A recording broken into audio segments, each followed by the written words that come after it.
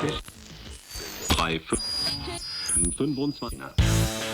this episode, we talk to an old friend of the podcast about the differences between traveling in Europe and traveling in Thailand. So if you've ever wondered if Bangkok has anything on Paris or Krakow, you'll love this episode of the Bangkok Podcast.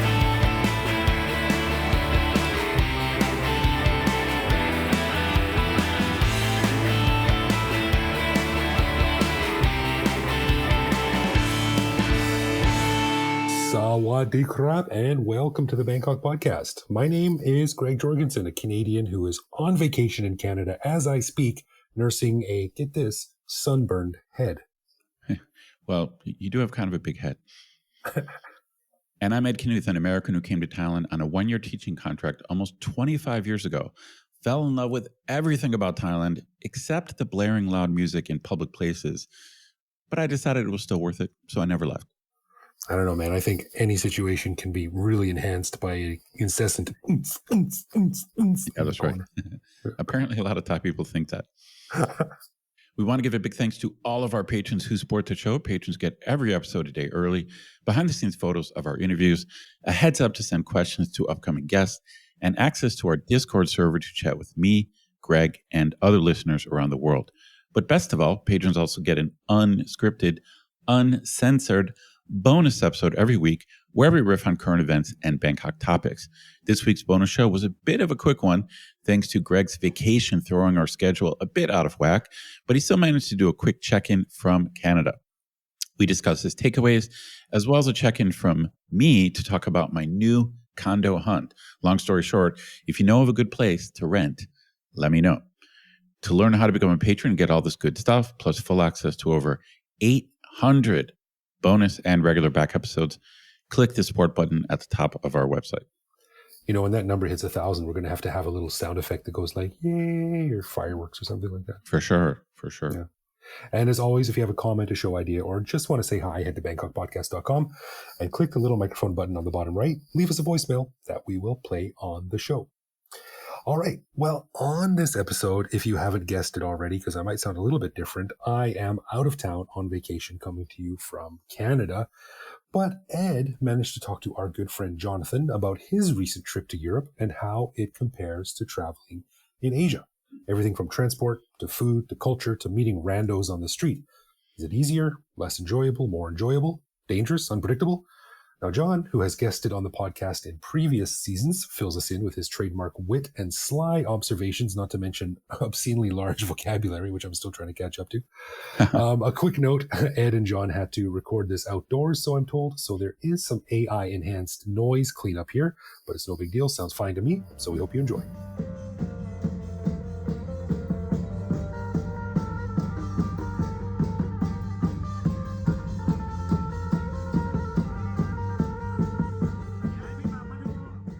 All right, I'm here with an old friend of the podcast, Jonathan. It's been a little while, although you recently did a cameo. John is an old friend of Greg and I's, probably going back maybe 20 years almost, going on 20 years. Yeah.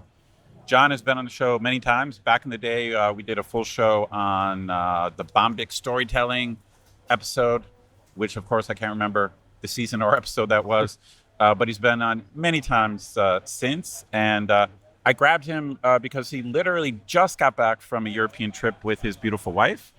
And I thought we could talk a little bit about the difference between hanging out, traveling, eating in Europe versus doing so in Bangkok. So, John, welcome back to the Bangkok Podcast. Very glad to be here, as always.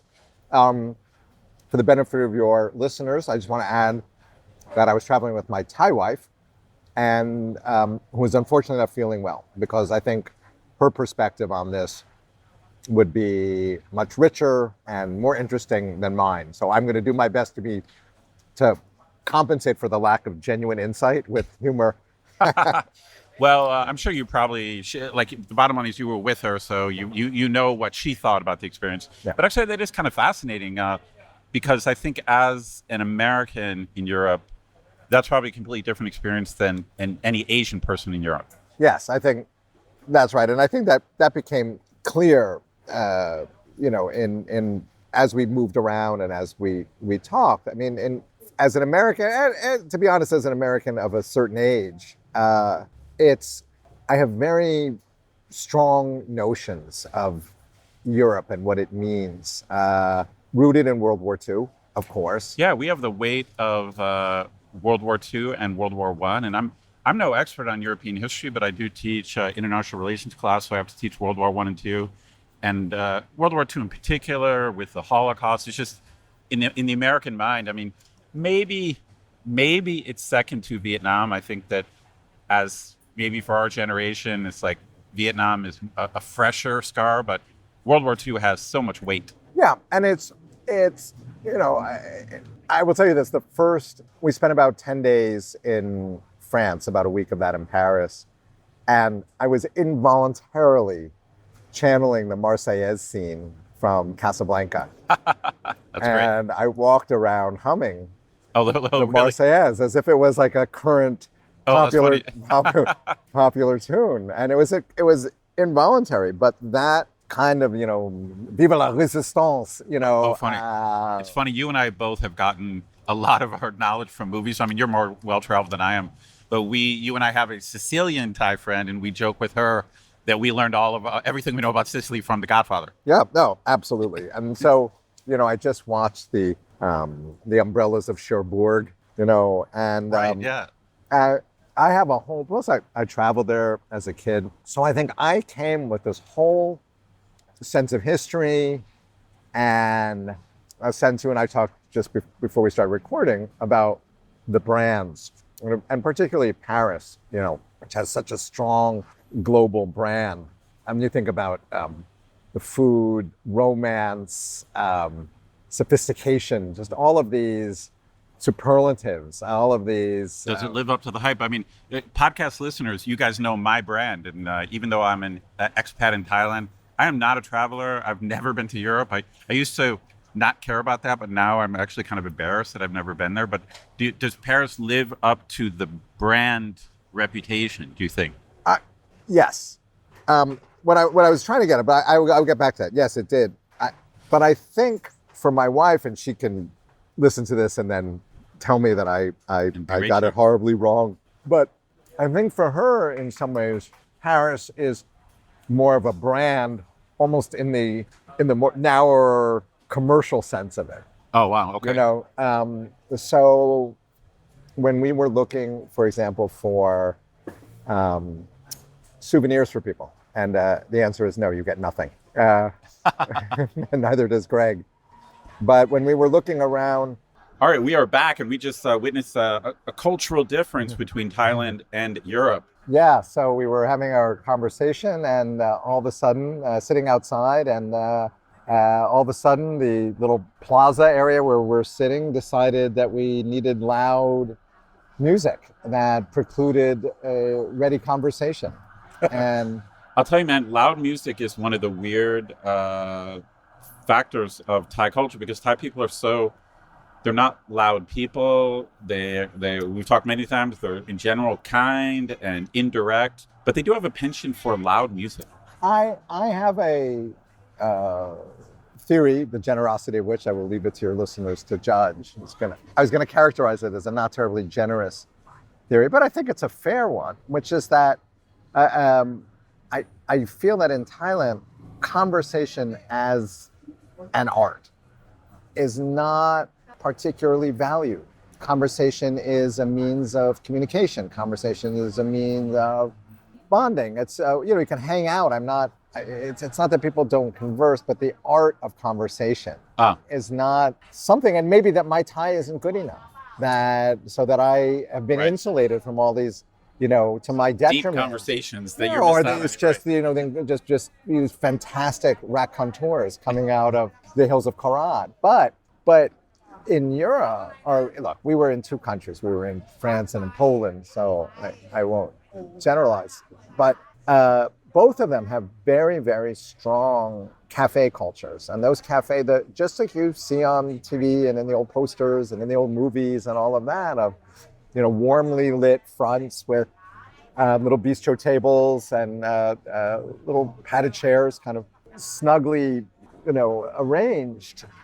That's real, and people sit there talking and conversing, and it is not drowned out by music. I like it when some cliches are confirmed. As an American, relatively untraveled, I just have romantic notions of intellectuals sitting in cafes discussing, Baudelaire or something. I mean, I can't. My French is, somebody my high school French, and my Polish is non-existent. So I don't know what anybody was talking about. But I would guess it wasn't so much Voltaire, but like, for example, one thing that I noticed in both places, particularly in Paris, is they don't have a 7-Eleven culture. There isn't a 24-hour convenience culture, at least where we were staying. Oh, gotcha. So, I'm an early riser. And so I would like to get up, I'll sometimes come down at 5:30, 5:45 in the morning and get an iced coffee from a 7-Eleven. And there was nothing like that, at least in the area of Paris. As in the city was not awake early. City was not awake early. And the few places that you could find were what they call like a tabac, like an old tobacco place. And they usually, we learned very quickly the difference between bistros, brasseries, and tabacs. And I don't feel equipped to recapitulate that taxonomy, but what the differences are between them. But the tabacs seem to be open. I think a bistro is open like very specific hours. Like we serve lunch from noon to 2. Oh, and then we're open again in the evening. I see. A brasserie has continuous service, but the tabacs seem the closest to a 24-hour. Oh, gotcha. So we were up early one morning and we wandered into a tabac near where we were staying to get coffee. And it was a lot of what seemed to be African immigrants. I would guess Senegalese. Okay. Just from the fluency of their French. It sounded native. Right. All gathering, but again, kind of cheerfully. The conversation was kind of thriving even there at about 6:15 in the morning. Oh, that's great. It was a very warm atmosphere, even though we were clearly tourists, clearly not regulars there, clearly not about to, we weren't in. Well, now that you kind of piqued my interest, so was your take on Paris is that Paris was multicultural? Did you see a lot of? I thought Paris was very multicultural. Okay. Like any big port city. Right. Is going to be. So unlike in Poland, which is predominantly Caucasian, I didn't, and I'm not particularly Caucasian. I and my wife is certainly not Caucasian. I didn't feel anything. It felt like walking around New York. Right. Walking around Iraq. So as a native New Yorker, it had that same multicultural vibe. Yeah. More so than, Thailand, Bangkok, of course, has where we stay in Bangkok has a multicultural vibe, right? Sure. The areas that I call Pharangburi and right. Yupun Thani and whatnot. Yeah. So sort of the central Sukhumvit area. But, we're phenotypically different. Yeah, of course. Than the native population. But in Paris, it felt like New York or London or Gotcha. Or any big. Well, I have to ask, since on the podcast we pimp Bangkok's food scene so much, but if I had to guess on culinary or Epicurean lists, I'm guessing Paris ranks number one. Like, does it live up to its reputation as a food city? We loved the food there. We only had one special meal when we met up with some friends, and they picked a place that had like a set course dinner, and it was a big cassoulet, if you will. It was a big casserole with braised pork belly and white beans, and it was very good, very heavy. What we loved was how readily available stuff that we bread, meat, cheese, fruits were. How crazy affordable, at least relative to Thailand. Oh, really? Meat, cheese, like bread, I'm assuming? Yeah. So where we were staying there, we got there actually on a Wednesday. We flew in Tuesday night. We got to where we were staying on a Wednesday morning, just in time for the Wednesday morning market that opened on the street. And it was just stall after stall of cheese. And what we loved was that it was all the fruits that here suck. Peaches, nectarines, cherries, things that are like wildly overpriced and have either suffered from transportation or the wrong growing conditions. So it was just incredibly succulent. I didn't think of that. I mean, I'm guessing Paris is not the best place in the world for mangoes, but then again, you get all the other stuff that is bad here, right? So, but there were just, tables spilling over with abundance. Oh, that's great. That's great. So our preferred thing, which I think a lot of people do when they go to France in particular, is you just get bread. If you're not vegan, you get some, dried ham or sausage. Sure. Just on the street, it's just a million different kinds of cheese. Oh, that's great. That's great. And a lot of ethnic food. Thai food seems to get lumped. They advertise a lot of Thai food because I think, here's about branding again. So you see a lot of restaurants will promote Thai food, but what they're really promoting is pan-Southeast Asian. Oh, just general. General. So you go and you look and you're like, oh, that's kind of more of a Malaysian dish, or that's really more Cambodian. But Thai has the brand. And Thai is the brand. And a lot of Vietnamese. Oh, really? Obviously, because that was French Indochina. But I think I may have told you the story about when I went to Paris some 10 years ago, and I went to get some Thai food, and I wanted to show off for the person that I was with, so I walked into the restaurant, and I was greeted by this young Asian guy, and I was like, "Jimmy Song Han, Song Tea," and he goes, yes, Song Tea, very good, Song Tea," and it was clear he was probably a native French kid of Laotian descent or something, or Vietnamese descent, who didn't speak a word of Thai. It's funny when I've a couple times when I've been in Thai restaurants in the States and I try to use my Thai, it just never goes well. Like because their English is so much better than my Thai. It's usually like like your experience. They usually say like, yeah, okay, you know some Thai. I tried to use it. I think I told you when I was in New York, because it just recently closed, but one of the best bagel stores in New York was Thai owned. I remember you telling me that it was. That's so odd. And so, that's the last place. At a Thai restaurant, you think someone's going to bust out their Thai, but, it was called Absolute Bagels, and there were these lines down the block. And I walk in, and they're like, "What can I get you?" I'm like, "Kon nenam alai di kap?" And they're like, "Buddy, we do not have time for this bullshit." Yeah, that's right. Yeah. You speak Thai. That's great. What do you have? Yes. And I was like, egg salad sandwich. Yeah. I've had similar experices at Thai places. It's not that amazing to them. They were not, like I did my magic trick. Oh, which hand has the coin? And they're like, that's great. No patience. A couple other quick things about Paris. It does have a reputation of being unsafe for tourists. Did you get any vibe? Another thing about Bangkok is we always talk about how safe we feel. Yes. We were prepared for it. The last time she was there, my wife visited with her sister, and they were mugged. They were mugged? Not mugged, I'm sorry. They were pickpocketed. Oh, they were pickpocketed. Okay. They were walking down some empty street, and two guys who sort of had coming the other way and made a point of bumping into them. Well, that's the reputation. That literally is the reputation of Paris. And to, I don't know, her credit, to her madness, I don't know what you call it, my sister-in-law just grabbed the guy. And was like, "Give me back my wallet," Oh shit! And he didn't yield, but he ran away. Okay.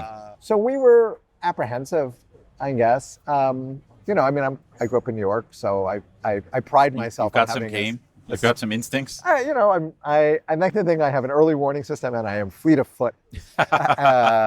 And so. We did things like we didn't carry, we carried what they call it, Colin Quinn calls it, we all grew up calling mugger money. Oh. So that if you get mugged, you give the guy 50 euros, so it's like enough that he runs away. Right. What we had actually was our cards were in a little metal container that somebody in Thailand gave us because we kept our credit cards and bank cards. Because apparently the new thing now is they don't actually bother to pickpocket you. They somehow RFID or they steal your info. They steal your info off electronically or something like that through NFC. Wow. Okay. So my wife wore her phone around her neck, and I just carried everything in my front pockets. So you were prepared. Damn. We were prepared. But educated. That said, I never got that vibe. Oh, you didn't? Okay. I never. So as I guess it is multicultural, so maybe people weren't totally sure you were foreigners, but. I'm guessing criminals can ID tourists, but you still never got that weird vibe. I never got the vibe that we were being sized up. When I was in Paris many, many years ago, the pickpockets were largely Romani gypsies. Oh, really? I don't know what the correct term is now. The preferred nomenclature. You can look up Google and then dub in whatever the preferred nomenclature is. Often little kids, actually. Okay. And the reputation was that if you grabbed them when they pickpocketed you, they would start screaming and they would drop their pants. Oh, shit. To embarrass you. So it looks like, right? So I saw some Romani folk. They seemed to be begging mostly. But I never got a vibe that we were going to be. That's good. So one of the things was, though, I felt that this wasn't the best time to be walking around Europe, clearly identified as an American. So again, and this actually brings a lot of our things together, based upon my iconic notions of what Paris is like. I was like, oh, they're an elegant people. They're stylish dressers. Sophisticated, right? I think there's a whole Modern Family episode where the gay character, I can't remember, Jesse, whatever his name is, walking around and everyone knows he's American. And he's like, how do you know I'm American? We're dressed the same. And the Frenchman is like, do not insult me. So I brought all this stuff that I thought looked more Euro. So we were walking around, Your Euro disguise. I was Euro and I had like pleated shorts and that's so funny. And actually I had, you can't see them, but my like new canvasy Skechers. That's right. And a button-down shirt. So we were in this little market in the morning. We're in the market in the morning, and someone started speaking to me in French. And I said, hold on, excusez-moi, je ne peux pas. And they go, I'm so sorry, monsieur. I think that you are from here. I am so sorry. That's great. That's a victory. No, it was fantastic. And so for about the next 7 or 8 hours, I would very smugly remind my wife that she was having a very special experience being squired around the City of Lights by a local. By a local. That's so great. Later that evening, we actually basically avoided the tourist places, not because we have anything against it, just we've been before. But we happened to wind up on the street that leads to the Opera House, and there was a busker, and we were walking down it. And I was like, we can't just get into the death zone of the Opera House. If we're this, we got to go all the way. Right? We got to actually touch the Opera House. Right? Okay. It's like climbing within 100 yards of Everest, sure, right? Sure. So we go over, and this guy is playing. So we're standing around looking, watching, and then he looks over and he goes, "You, my American friend, come here." Oh shit! Just like. You got ID'd. You got ID'd. You're like, what do you mean? But like I was so like I was just walking around. Your bubble got burst. I had a scarf. You had a scarf? I had Holy a scarf. Shit. Dude, I'm not sure I even want to see a picture. No. It is as humiliating as it sounds. That's so funny, an American disguising themselves as a French person with a scarf. I had a scarf and like jaunty shorts. Like, a button-down shirt. That is great. I don't know if it's my pot. And Poom had research, like how do Americans give themselves away? And one of the things apparently that we do, we lean. We lean on things. We lean on things. That's an American thing? Supposedly the CIA will, like, as part of its, like, what are the trade crafts. So before you went, your wife researched how not to be ID'd as like an American, even though she's not American. Right. So I think maybe she was concerned about right. Anti-American sentiment. So yes. So, but I don't think I'm a leaner. But yes, apparently the CIA will teach its operatives not to lean on things. Oh, that's great. Also, and this is a big difference between Thailand and is people don't say hi. There's no. I found this in both countries, both in Paris and in France and in Poland. Someone might be walking down the street with a cute dog. They do not want to make eye contact and acknowledge or look at the cute dog. Thailand, people with their kids. They're so proud of their, how cute is my dog? How cute is my child? Well, this ties into my last question before we talk about Poland. So I'm neophyte. The classic thing that I was always told about French people is that they're snobby or snooty about the French language. But I've also heard that's a myth. Like, did you try to use your French? I try to use my French. Do you get a negative reaction, or do you? It was better received than my Thai was at Bangkok Bagel, at Absolute Bagels. But they smiled. They were gracious. I don't know whether they've gotten better at masking this, but we did not. And in fairness to them, when I was there in 2014, I didn't encounter it either. People, as soon as they detected that you were not a native French speaker, immediately switched to English. Now, I presume their English is pretty good. Their English was fine. Okay. And people were very gracious. I don't know if they figured out that if you make people feel shitty about themselves, they won't buy things from you. Right. But France is supposed to be a tourist mecca, so you can't be too harsh. People were very accommodating. We walked around, we just kind of walked. It's mostly what we did. And we went to some of your steps, man. You guys crushed it. Yeah, we were averaging about 16,000 steps a day. Crazy, man. And part of it was in France too. We had been, she's been a bunch of times, I've been a few times, so we didn't feel the need to go to the Louvre or Sacré-Cœur or Montmartre or all the places that I would have to go to. The stuff, yeah, but we've ticked all those boxes. Right. And so it was mostly, here's a real difference. And I think a lot of the differences in civic life and public life were the most noticeable. And they seem very much driven in large part, or contributed to, by the fact that it's a temperate zone rather than a tropical zone. Oh, okay. Yeah, weather's different, of course. And so when you have outside weather, people like to spend time outside. And so both in all the places that we were, there were an abundance of beautifully curated parks. Oh, that's great. Super well maintained and lively. Oh, popular. Almost infusing in this digital age where you feel that, AI is breathing down everybody's neck and everyone's on dopamine hits. You would watch families kicking soccer balls around. Oh, that's great. Real life. Around the thing, and people picnicking and enjoying. So there's a public life. There's basically. a public life. A community life. And walking. So the French have a great word to be a flaneur. A flaneur, okay. Yeah, and I guess my wife is a flaneuse. But it's people, it's walking and taking in and kind of commenting upon and digesting. And so we kind of flaneured our tourist asses across the city. And it was fantastic. It richly rewards that kind of engagement. Wow. Now I want to go even more, but let's move on because I feel like you chose, I don't want to say opposites. I wouldn't necessarily say opposites, but the two countries you spent time in are different, I would say. So the last half of your trip was in Poland. Yeah. So in Poland, we were in Krakow, and as I told you, I will go full Barcelona with this, and so we spent time in Krakow. But now, can you pronounce that? Say that again? I think it's. I'm sure your listeners will correct me, but it's something like Krakow. Krakow. Okay. But it might be Krakow. I don't know what the syllable stress is. And I didn't even attempt to master Warsaw. I think it gets shortened to something like Wawa. W-A-W-A. Now, was there an immediate, like when you got off the train or the plane in Poland, where you're like, wow, we're not in Paris anymore? Does it feel totally different, or is it just Europe? Were you like, okay, this is still Europe? It's feels very, very European. So we were in Krakow first, and then we went to Warsaw. We flew from Paris to Krakow on EasyJet, and it was like a 20-minute. Uber is fantastic. Oh, okay. In Europe, in both countries, it was very affordable and very prompt and accurate.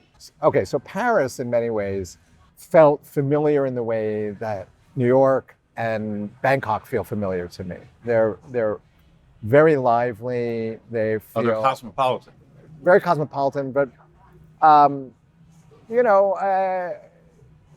think actually maybe Paris now more so than New York, because I feel the way the economics of New York have pushed a lot of the middle and working class out of Manhattan. So Manhattan has become almost like a Singaporean playground for wealthy people. Oh, gotcha. But Paris felt much more like Bangkok, where you have everybody on top of everybody. Oh, gotcha. And so it had a familiar, comfortable vibe. You see a lot of interracial couples, interracial families, interracial friendships. But when you got to Poland, you're saying it was different, you're saying? Poland was different. Yeah. Oh, okay. Yes, but there was a lot of that in Paris. So there's a lot of multicultural couples.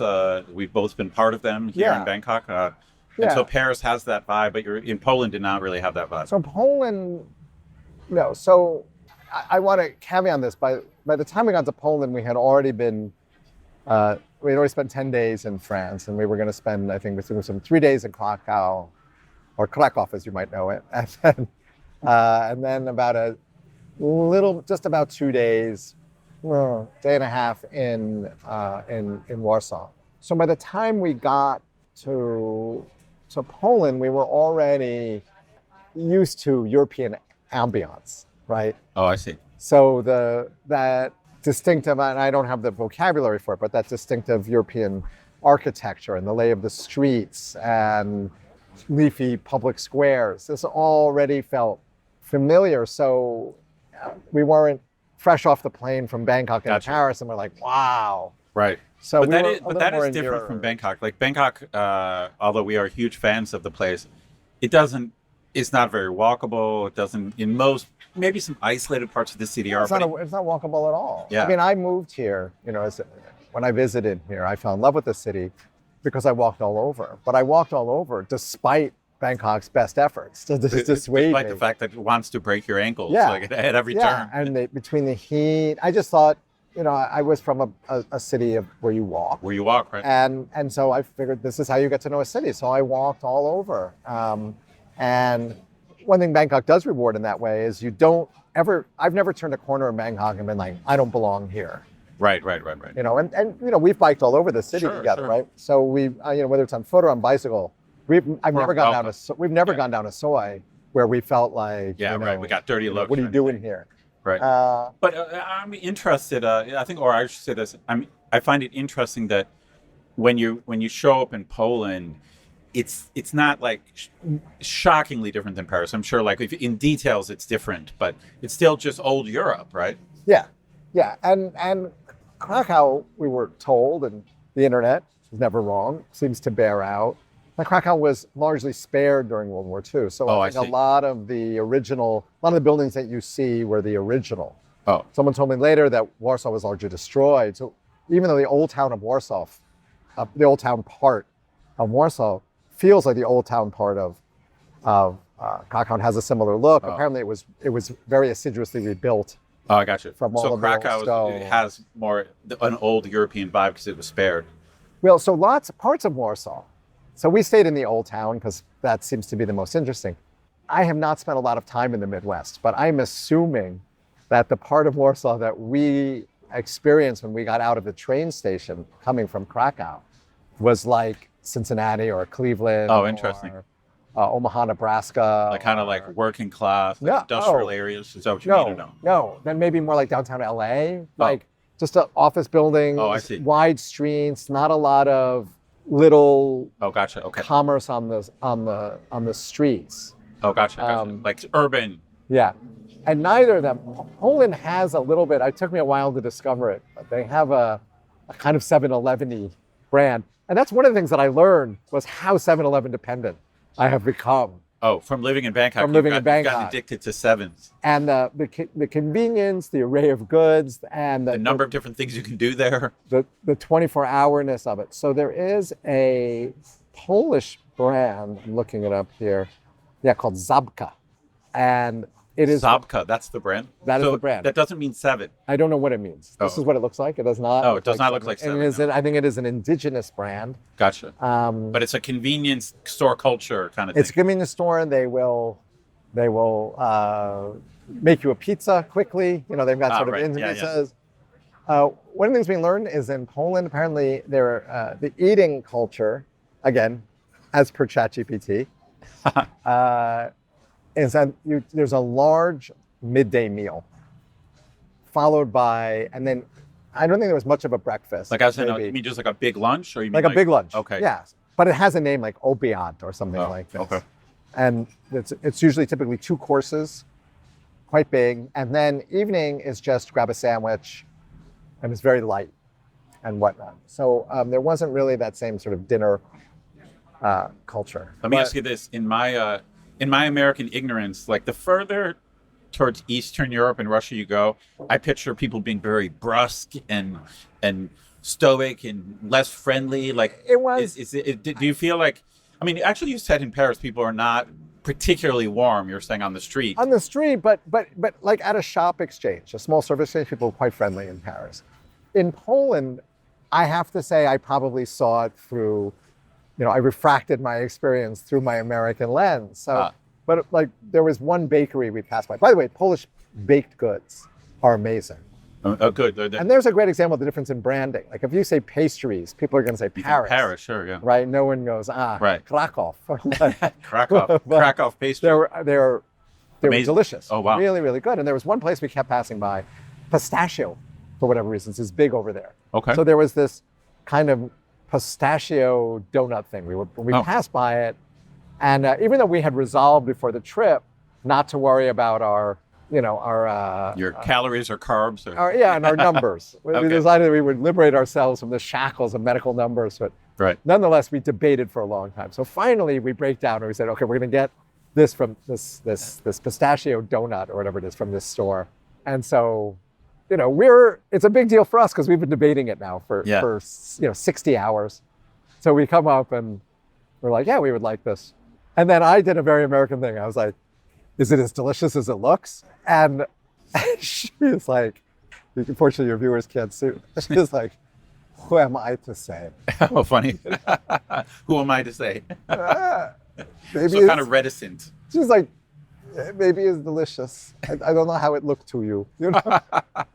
So there was no I feel like if I was at an American bakery and sure they would sell it. They would sell it. And even in Thailand, I feel like if I was in Bangkok and I was at aroy mai, aroy ma. Yeah, they would sell it. Yeah. Interesting. But this was greeted with a fatalistic shrug. Now I wonder. Unfortunately, your wife's not here to talk, but there must be just fewer Asians in Poland than Paris. So Poland felt overwhelmingly white. Super white, like me.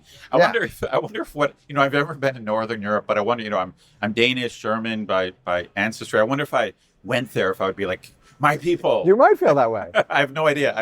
You might. I mean, we definitely stood out. Does it make you feel? I mean, you grew up in multicultural New York, but you're well traveled. But so you've been in monocultural environments before. I've been in circumstances where I am. You were in Indiana. You worked in Indiana for a while. I am phenotypically atypical. Where I don't look like everybody else. And when I grew up in New York, I went to a school, the public school that I went to for the first 10 years of my life was largely African American and Puerto Rican and Dominican. So I was ethnically and physically different than the vast majority of my peers. And so my rough line wasn't really on color. It's more like hit, not hit. So if I'm with a group that doesn't want to hit me for the way I look, I feel fine. Yeah, that's right. Do you want to hit me? That's all I really care about. So, when I walked around Thailand, I've never felt any kind of unease. I never felt like anybody, and again, there was none of that, what are you doing here vibe. Because I think of the concerns over immigration that have gripped the EU, and the EU is, not a monolith, right? Yeah, sure. So Poland has taken a very different line on immigration. Poland's taken kind of a conservative turn recently. Well, actually, let me just ask. So when you were walking around these two cities, did they feel safe to you as well? They felt very safe. They did feel safe. Okay. Yeah. That's great. No, Krakow felt remarkably safe and beautiful and clean and very charming. I mean, like I said, I was Googling rents. Oh, you were Googling, so like possibly rent there. That's right. Well, I was just curious to see. And I would say that Man, I feel like making the jump from Bangkok to Poland is like to me, it's like, it was a fantasy that lasted. Inconceivable. It lasted about 12 hours, And then, but it means you liked it there. That's great. No, I did like it. And then, I mean, look, Krakow is more like the Chiang Mai. Oh, okay. Of a little more charming, a little more smaller, charming. It felt again, we stayed in the old town like you probably would, let's say if you were a tourist to Chiang Mai. You might very well just wind up wandering around within the moat area, right? Within the walled area. Sure. You might go up to Niemann or whatever. Right. Or Doi Suthep or whatever. And there are day trips of historical significance that one can take from Krakow. But it's very easy and comfortable and charming and pleasant to stay in the old city. And so it was very walkable, manageable, livable. One thing is that it's very electric. It's very electric. What does that mean? Trams, electric cars, scooters. Now, you mean both Krakow and Warsaw, or particularly? Krakow. I was more aware of it in Krakow, but both Krakow and Warsaw. Oh. We were not in Warsaw so much, and we were getting ready to come home. So Gotcha. more packing. So like a modern electric vibe, like Tokyo, or you mean no, like no, more electric old school? vehicles, trams, like trams. silent electric trams. Oh, wow. I would say, by pure anecdotal observation, 2/3 of the cars were electric. Oh, wild. Yeah. And wait, I think Greg mentioned that about Shanghai, like that he was shocked that like he was walking on the street and it was so quiet and he couldn't figure out why. Yeah. And the wires are all buried underground, or they must be. Oh, gotcha. Because there's none of that, the spaghetti. Gotcha. But we never figured out how to use them, but there are public electric scooters that you can just use. Or use. Yeah. Oh, wild. And what was interesting to me, are we going over? No. Oh, no, is that, as an American, I'm so used to the idea that, your masculinity scales with your horsepower. Right. And you would see these, burly dudes, in a group, young, right. Bros. kind of roughhousing bros on their lime-colored scooters. Lime-colored scooters. Oh, that's great. Like zipping around the city. No Harley Davidsons in sight. But without any, you didn't get any sense that their masculinity was diminished in some essential way for their mode of conveyance. That's a Euro thing. Yeah. But how was so you did mention the pastries. How was just the food in general in Poland? We liked it, actually. I think by that did you show up and order some kielbasa? Like, I don't know. First thing we had was the Krakow breakfast, which was an amazing bagel of some kind. Oh, wow. Bagels seem to be a Polish thing. I know we associate them with the Jews, but there seems to be a Polish thing, a big Polish thing. There were a lot of stalls around town. We were there during the Krakow Ironman. Oh, wow. And there were a lot of stalls set up. Oh, cool. So older ladies selling I think bagels of like pierogi. I think of pierogi and sausage when I think of Poland. There was pierogi and sausage. Again, by the time we hit Poland, we had a lot of meat, charcuterie. Oh, I see. We had like a lot of meat, a lot of cured pork, a lot of cheese and whatnot. So now your wife, like Thais, I think are big meat eaters. In particular, they're big pork eaters. But not like sausage isn't that big here. But was your wife digging into this European sausage culture? So we ate. So when we were in Paris, we went to the market and we got. I think I'm going to send you the pictures. It was just these beautiful plates of different types of French, not sausages, but like sliced, meats. Meats. Sliced meats. Seasoned meats, cured meats, and ham, and the vegetables and all these different types of meat and baguettes and all of this. But was your wife? So she dug into it in Paris, but by the time we got to Poland, we had already had 10 days of this. So we were. And you're like, can we get a salad? We were, So we were looking for like. I gotcha. We had something Japanese food. Oh, you did? Okay. And actually. Oh, you mentioned you had some Thai food, right? We had Thai food in Warsaw, and it was some of the best Thai food I've ever had. Really? Now the chef was Thai. Okay, wait. So you're at a Thai restaurant. So where were you? This is Krakow or Warsaw? This is in Warsaw. Warsaw. Now, was it staffed by Thai people? No. It was staffed all by locals, seemingly Polish people. Right. But then you found out that the chef was actually Thai. So they put her picture on the front. Oh, wow. And we actually, in Krakow, we saw another. There was a Thai restaurant called Moram. Oh, okay. It was very stylish. We weren't quite ready to break down and have Thai food yet. So we didn't eat there, but we ate at this one. It's spelled Thai, S-T-Y. Right. I have no idea if it's called Tasty or it's supposed to be a play on tasty, or if it's some... Tasty, probably. I think play on tasty, probably. Or if it's because Polish has cases. Oh, yeah. So it may be like a place of Thainess or something. Like, I don't know. But so this was genuinely good Thai food? It was really, really good. So we had... Now, good as in like authentic and genuine? Yeah. Oh, wow. But elevated and delicious. Oh, shit. No, it was so... That's something I would not expect. We were not... The one thing that you don't expect is the size of the portions.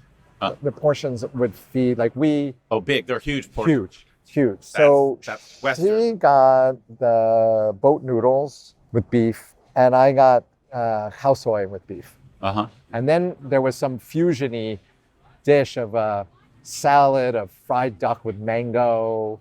Oh, wow. But with a very instantly recognizable Thai dressing. Oh. I don't know how to describe it, but you just know right away. Not because it's got lemongrass or... And so you liked it, but your wife also gave it the seal of Thai approval? She said, that is some of the best khao soi I've ever had. And she's from Chiang Mai. And she's from Chiang Mai. And she said it was one of the best guitao she's ever had. Damn. That is so Thai. It was so really Thai tea in Warsaw. In Warsaw, absolutely. I gave it 5 stars. All right, it gets the Bangkok Podcast seal of approval. It was really, really good. And we had it the night before we were flying back, but we just... Oh, that's great. I don't know why that's when we caved, but that's when we caved. Yeah, I thought Krakow feels like, I kept saying, like Eurotown. Like if you went to Epcot. Oh, funny. You know, if you were like a Euro village. A classic, right? That's what it felt like.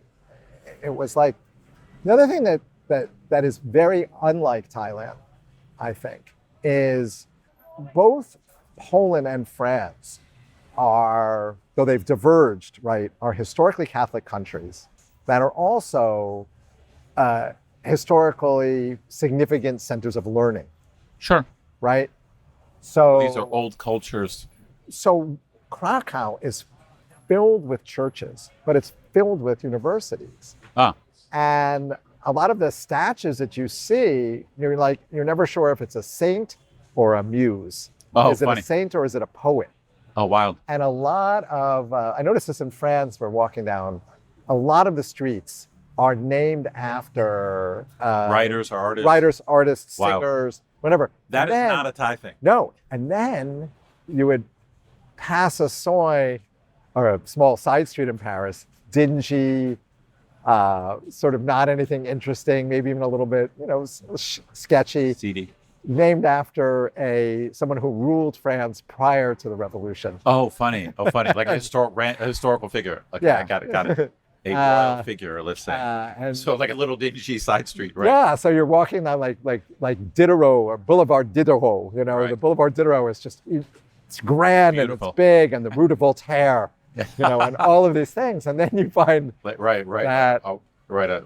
And so Poland, or particularly Krakow, but similar in Warsaw, you found a tremendous amount of public, memorials. I mean, statues, universities. So it has, plaques. It's steeped in history, essentially. But it's steeped in 2 strains of history that, you have Copernicus, right? Right. So Copernicus was both, right? Wasn't he the first one to figure out? I'm going to embarrass myself, right? Yeah. To figure out that that's right. Proclaim publicly, right, that the earth went around the sun and not the other way around. That's right, yeah. And then was forced by the church to recant. Oh, to recant. Oh, I see. So you have the 2 competing, right? Right. So you have scientific. So you have a faith that, by its own account, I think I'm not an expert, of course, but is very dogmatic and has a set of very strict beliefs that adhere and rules. And then you've got this wildly flourishing secular intellectual. Mathematics. So that was apparent. Being there, you felt both traditions. You could feel both traditions very vividly on the streets. Oh, interesting. Yeah. That's also not a Thai thing. I mean, obviously, if you get to know Bangkok, there are plenty of temples, but it's a little bit hidden away. It's like I feel like Thai religious culture, it's not in your face in Bangkok. No, you saw, for example, in Krakow, now I don't know whether it was, you're there on a weekend, I'm sure it's part of it. You do see a lot of nuns and monks and priests and people of some religious significance, I don't know what their rank is, walking around. But for example, I don't know what the street names mean here. I imagine some of them are named after a famous family that might have lived in Thailand. Yeah, I don't know. Right. But some of them are like just Soy Suk Sabai. Right, sure. Like the good feeling soy or soy ruam mit. There's certainly historical pockets in Bangkok. So obviously there is history apparent in Bangkok, but it's a little bit hidden, or not. I would not say it's super prominent. A very big difference, I think, between Europe generally and Thailand generally is there is in Europe a great sense that the culture is embedded in the day-to-day life. Interesting. But the culture is so the architecture is carefully preserved. Traditional but in Thailand, traditional architecture. So, and in both cities, Krakow, I didn't remember seeing a single mall or a single, now where we were may not be where they're building malls, but I didn't see a single skyscraper. So in general, Bangkok feels more modern, maybe generically modern. And no zoning really. And in Thailand, I feel like there's a reverence for architecture if it has religious or governmental significance. Right.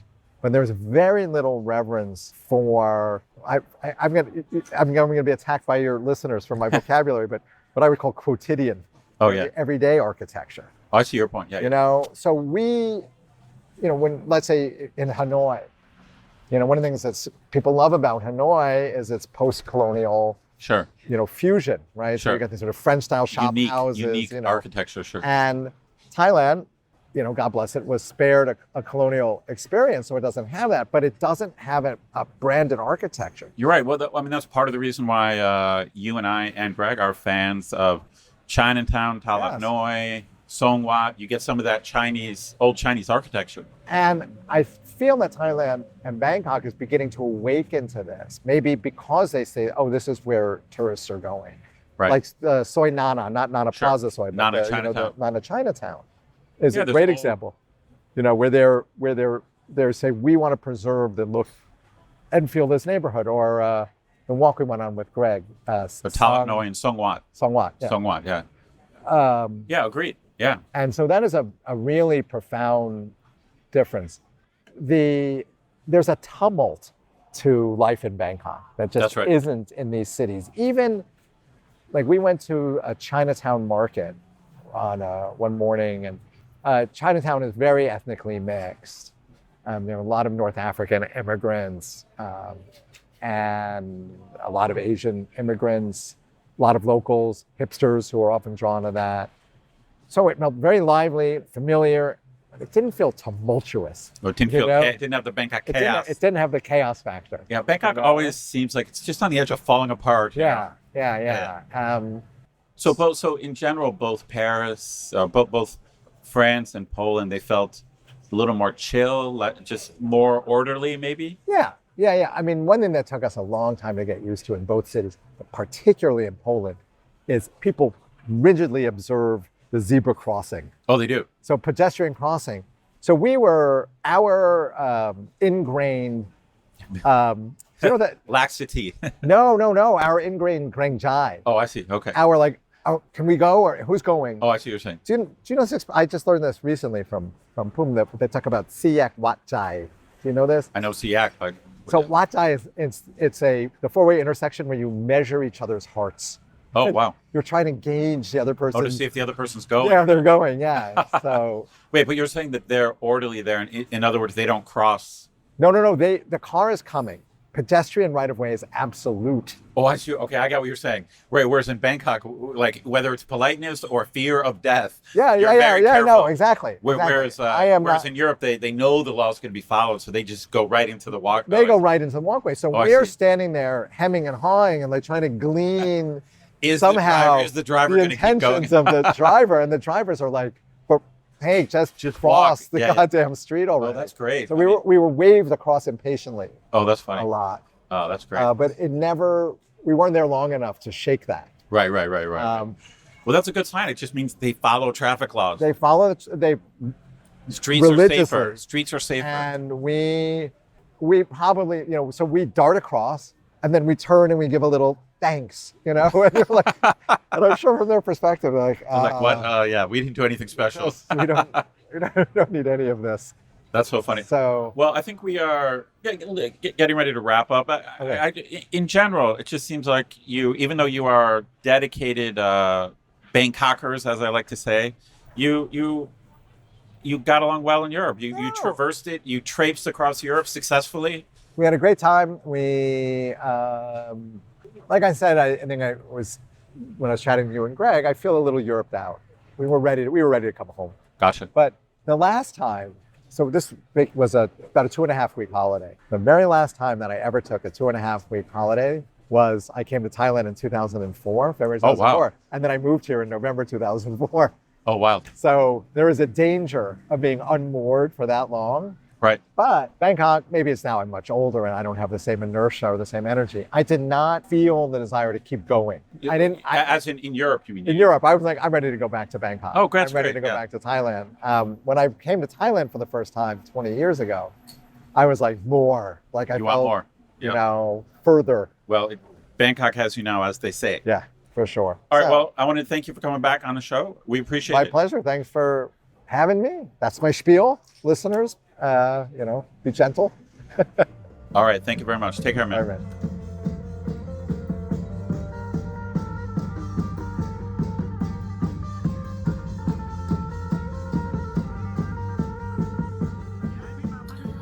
That sounds awesome, man. I've always wanted to go to Eastern Europe, and I'll get there one day. But hearing it through John's eyes is a good primer. I think I'm looking forward to eventually getting there. Well, as I said in the interview, I've never been to Europe at all, so I love to hear the stories. It's funny for me because back in the day when I was getting ready to move here, I was excited to come to Asia, but I had no interest in Europe. I don't know why. I mean, I just, in my naivete, I just looked at Europe. I'm like, well, I'm American. Europe it's all part of the same civilization. And what could it possibly have? Yeah. And so I just looked at Asia. It's like, okay, Asia is going to be exotic. Asia is going to be different. But now that I've been here and, I have traveled around Asia, now I really want to go to Europe.